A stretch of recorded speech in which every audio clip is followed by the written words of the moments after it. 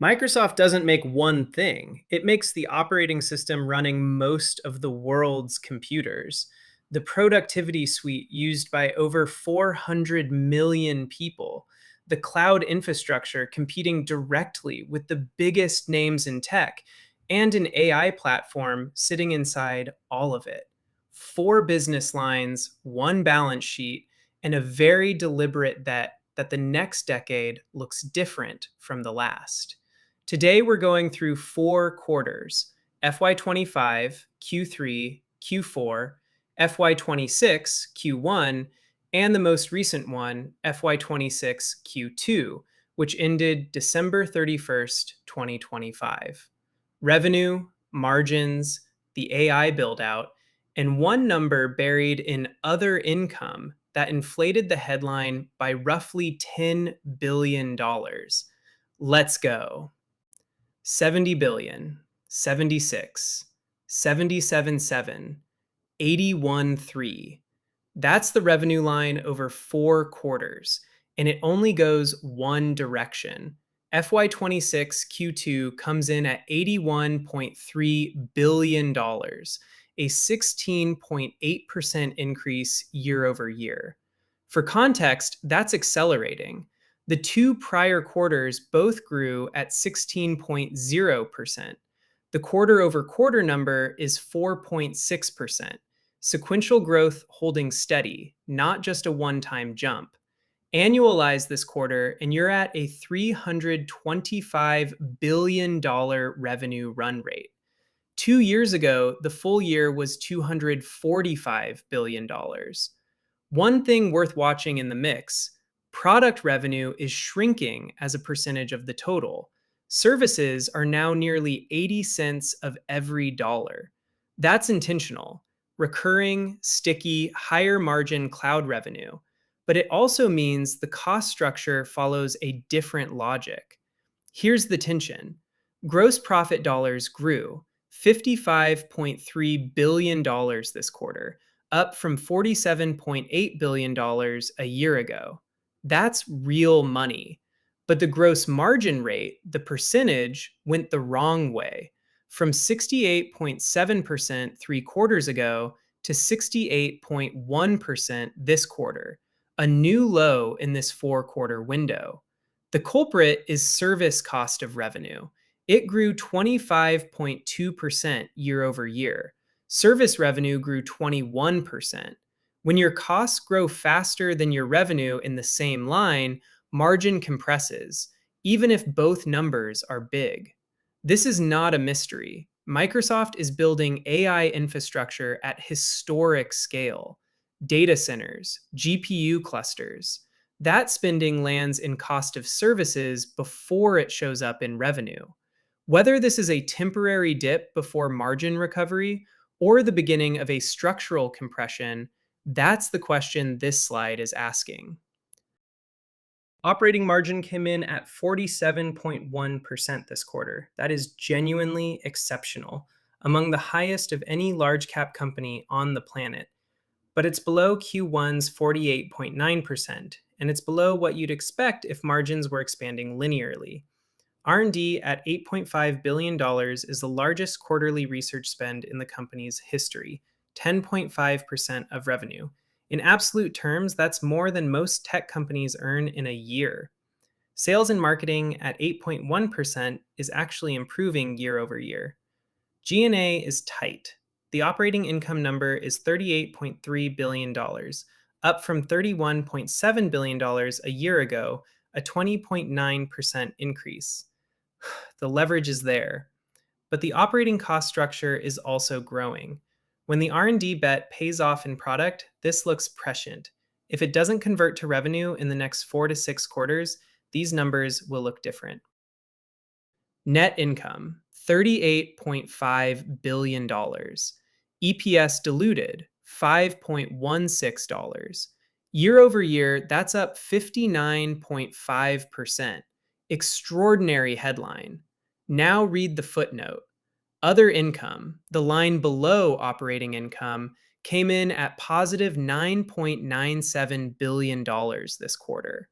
1 year ago, it was negative $2.3 billion. That's a $12 billion swing. It's primarily unrealized gains on equity investments. Microsoft holds stakes in OpenAI and other companies, and those valuations moved. That income is real in an accounting sense, but it is not recurring. It will not be $10 billion next quarter. Strip out the other income swing, and operating net income this quarter was approximately $28.5 billion.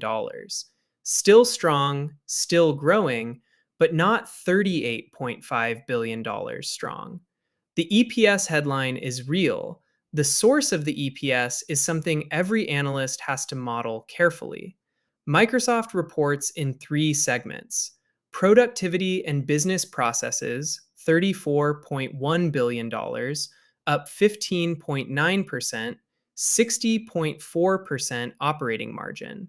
This is Office, Teams, LinkedIn, Dynamics, the steady high margin engine. Copilot monetization inside M365 is beginning to show up. Seat growth at 6% year over year. Intelligent Cloud, $32.9 billion, up 28.9%. This is Azure. This is the growth story. The fastest growing segment by percentage and the one consuming the most infrastructure investment. Operating margin 42.2%. More personal computing, $14.3 billion, down 2.7%. Xbox content fell 5% year over year. Windows OEM was essentially flat. Search advertising grew 10%. This segment is not a growth engine. It generates cash and it's shrinking as a share of the total. The question: as Intelligent Cloud approaches the size of productivity and business processes, does the combined margin profile of Microsoft get better? Or does the infrastructure cost structure drag the blended number down? Azure grew 39% year over year this quarter. And look at the trend across these 4 quarters: 33%, 39%, 40%, 39%. The deceleration from Q1 to Q2, 1 percentage point, is minor, but it's the first question the market will ask heading into next quarter. The Intelligent Cloud operating margin is 42.2%, and COGS for this segment jumped 44% year over year, while revenue grew 29%. That gap is the AI tax. Every percentage point of Azure growth right now comes with a capital cost the P&L is absorbing. The other number on this slide is the commercial remaining performance obligation, $625 billion. That's contracted revenue that hasn't been recognized yet. It went from $392 billion last quarter to $625 billion this quarter, a $233 billion jump in 90 days. Commercial bookings growth was 230% year over year. The demand signal is real, and it is large. The question is how fast it converts to recognized revenue, and at what margin. Capital expenditures this quarter, $29.9 billion. That is not a typo. In 3 months, Microsoft spent nearly $30 billion on infrastructure, up 89% from $15.8 billion in the same quarter a year ago. Annualize it, and you're at $120 billion per year in CapEx alone. Operating cash flow was $35.8 billion. Subtract $29.9 billion in CapEx, and free cash flow is $5.9 billion. The company also returned $14.2 billion to shareholders, $7.4 billion in buybacks, and $6.8 billion in dividends. That return was funded partly from the balance sheet, not from free cash flow. For the first 6 months of FY26, CapEx totaled $49.3 billion versus $30.7 billion in the same period a year ago. This is a deliberate infrastructure war. The bet is that demand for AI compute will absorb this capacity and generate returns. The risk is that it doesn't, and that depreciation on these assets starts hitting the income statement before the revenue materializes. 9 product lines, clear split. Server products and cloud services, $30.9 billion, up 30.6%. Microsoft 365 commercial, $24.5 billion, up 16.2%. M365 consumer, $2.3 billion, up 26.6%. Dynamics 365, up 15.2%. LinkedIn, up 10.8%.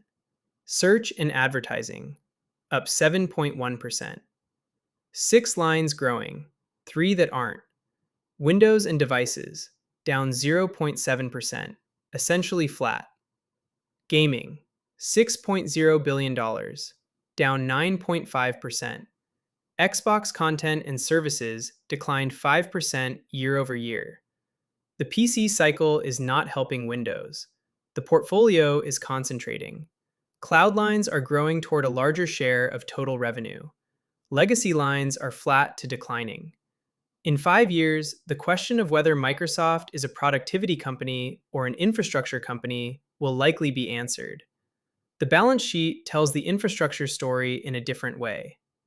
Total assets, $665 billion, up from $619 billion 6 months ago. The biggest change, net PP&E, property, plant, and equipment, went from $205 billion in June to $261 billion in December. That's a $56 billion increase in 6 months. Those are data centers. Cash and short-term investments, $89.5 billion, down from $94.6 billion. The company is spending cash faster than it's accumulating it, by design. Long-term debt is declining, $40.2 billion to $35.4 billion.